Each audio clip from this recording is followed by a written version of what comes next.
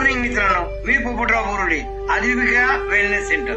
मित्रांनो, डाळिंब हे फक्त चवीलाच नाही तर आरोग्यासाठी खूपच उपयुक्त फळ आहे. सर्वात महत्वाचे म्हणजे डाळिंब रक्त वाढवते.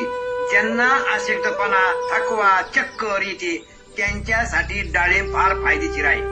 डाळिंब हृदयासाठी अमृतासारखं आहे. ते रक्ताभिसरण सुधारते, कोलेस्ट्रॉल कमी करते आणि हृदय निरोगी ठेवण्यास मदत करते.